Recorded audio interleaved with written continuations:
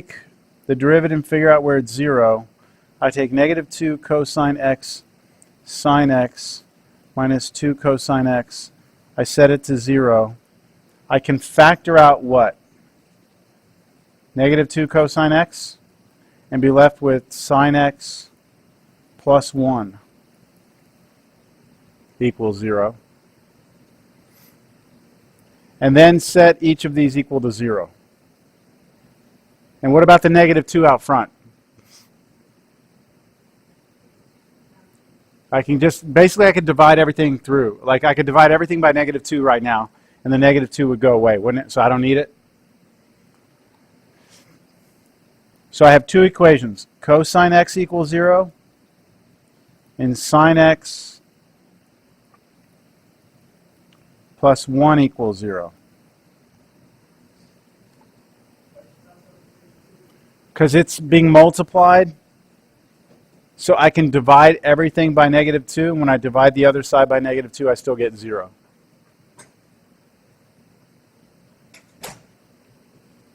So I have two equations here. Cosine x equals 0, and the other one, if I move the 1 over, sine x equals negative 1. So I have to determine when is cosine 0, and then when is sine negative 1. So I'm going to go to my unit circle. Cosine is which coordinate? X coordinate. So when I'm trying to figure out when's cosine x 0, I'm saying where's my x coordinate 0 on the unit circle? Pi over 2 and 3 pi over 2. So for this first equation right here, I get x equals pi over 2 and 3 pi over 2. And I don't go any further than that because the interval we're looking at is 0 to 2 pi, right? 0 to 2 pi. When is sine x negative 1? Sine is the y coordinate, right? When is it? Down here, right? That's when your y coordinate's negative 1. But that's also 3 pi over 2, isn't it? Which I already had. Didn't I already have 3 pi over 2? Okay. So once you get the points, we now need to look at when the derivative is undefined or doesn't exist. What can you say about that derivative? Is it well behaved?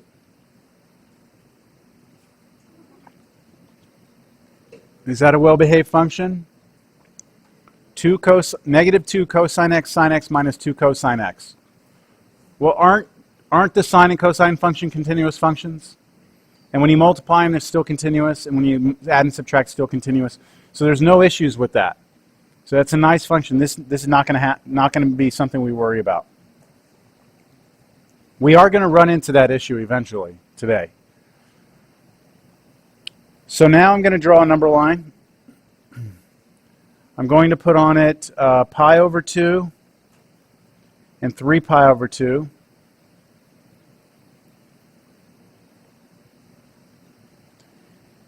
And then I'm going to test points.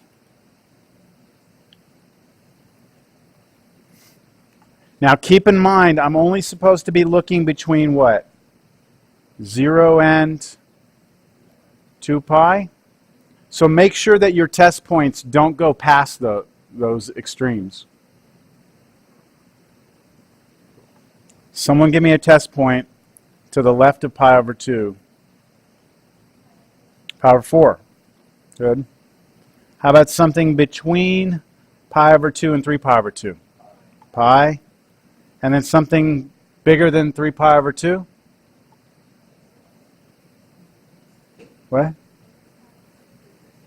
I'm sorry, I didn't hear you. 11 pi, oh, what the hell? 11 pi over 6. Do y'all agree?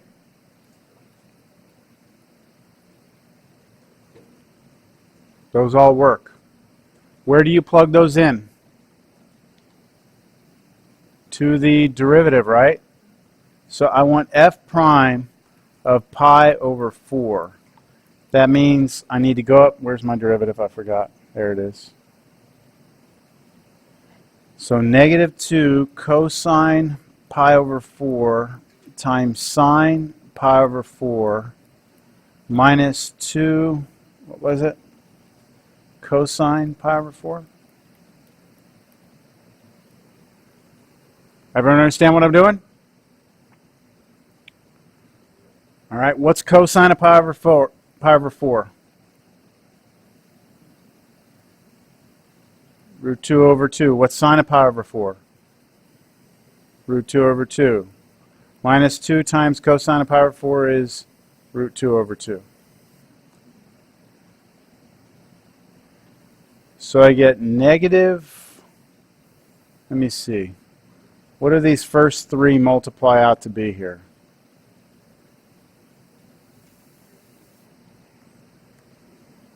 Isn't the root 2 and root 2 multiply to be a 2? And then times negative 2? Gives you negative 4 over 2? Or over 4? Over 4. Negative 4 over 4? It's going to be negative 1, right? Minus, on the other one, don't the 2's cancel? Just comes minus root 2.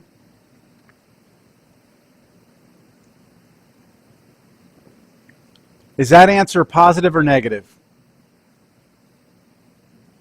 Negative 1, take away root 2. That's a negative number, isn't it? So this is less than 0. What does it tell me about my function? It's going down. F is going down over here. Now you have to do the same thing for pi.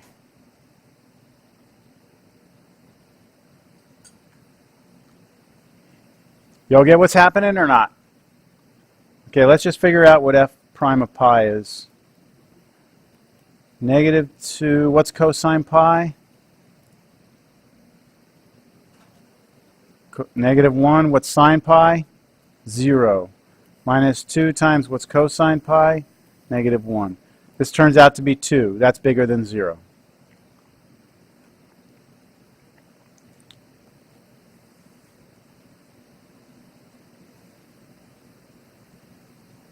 So my function is going up over here. Now I'm not going to test the last one, 11 pi over 6. You could do that yourself. What you would determine, I think, hold on. Let's see. In the fourth quadrant, both sine and cosine are both negative. So I'll have a negative 2 times a negative times a negative. That'll be negative. And then negative, shit, that's positive. So I don't know for sure what's going to happen. Did I say fourth quadrant? Yeah. 11 pi over 6 is in the fourth quadrant. Oh, no. Cosine. That's right. Cosine's positive. So that would be positive, negative, negative. So that would be positive and negative. I still have to. I might not be able to avoid it. I might have to plug this in. 11 pi over 6. Damn it. Okay, negative 2. What's cosine of pi over 11 pi over 6? Root 3 over 2. What is sine of 11 pi over 6? Negative 1/2. Minus 2 times cosine of that is root 3 over 2.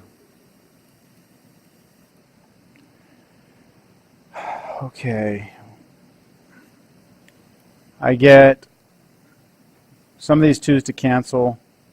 I get a positive root 3 over 2 minus a root 3.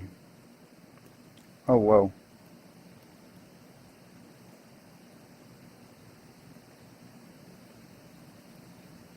So is it positive or negative? Negative. So it goes down over here.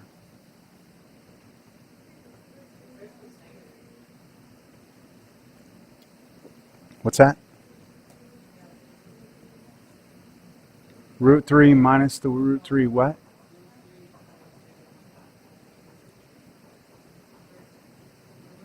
Are you asking me a question or are you pointing something out to someone else?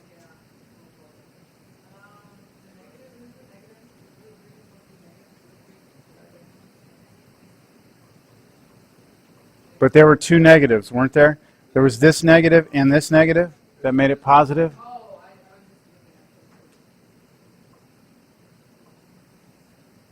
Is that what you were also saying? Or you're just talking about this right here? Well, you can't put those together because they don't have the same denominator. So you'd have to get a common denominator before you could put them together. But think about, I mean, you can just look at it this way. This is an apple, okay? Green apple. Half of an apple. Take away a whole apple. Right? I mean, it's oh, they're not. Okay, so you're okay with that then? All right. I just want to make sure everyone's on the same page as why we have a negative there. Now, you might be saying to yourself, hey, look, all these problems we've done so far, it's always switched, right? It went down, then up, then down. So if I just find the first one, I know it'll switch. That's not the case. You always have to test. All right? Now, let's just look at this second derivative. It doesn't look like fun to me. I'm going to do the second derivative right up here just because I can see it on one page. All right. I'm trying to take the derivative of this thing here in green. I have a product rule right there. Right? So what's the derivative of negative 2 cosine x? Negative 2 times negative sine x, right? Which is just then 2 sine x times the second function, sine x again, plus what's the derivative of sine x? Cosine x times negative 2 cosine x, right? Well, I'm going to run out of room.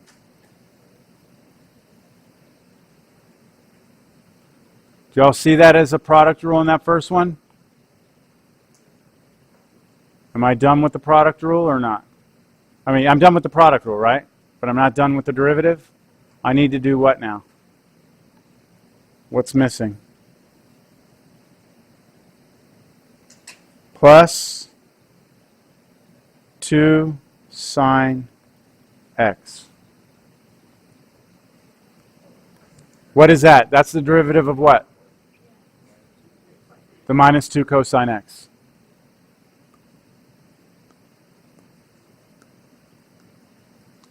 Elias, yes? This equals 2 sine squared x minus 2 cosine squared x plus 2 sine x.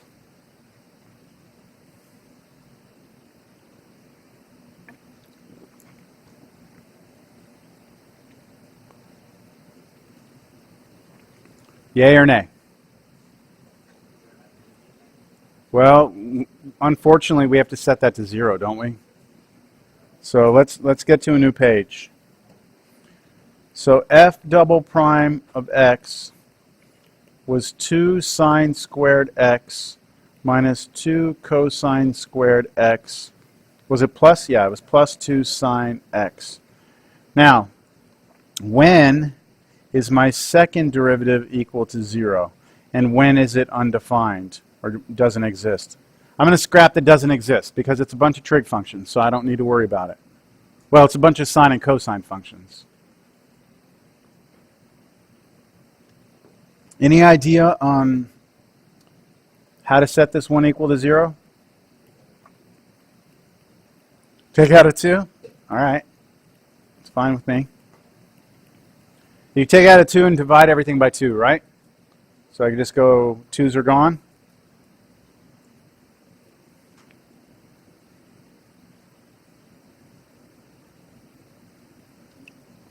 Now what? Good question, right? It would be nice if that was sine squared x plus cosine squared x, wouldn't it be? Because then it would just be 1, wouldn't it? That'd be too easy. So I look at this and I realize I've got a sine squared x and I have a sine x, right? And then a cosine squared x. But don't we have an identity? What does the half angle say?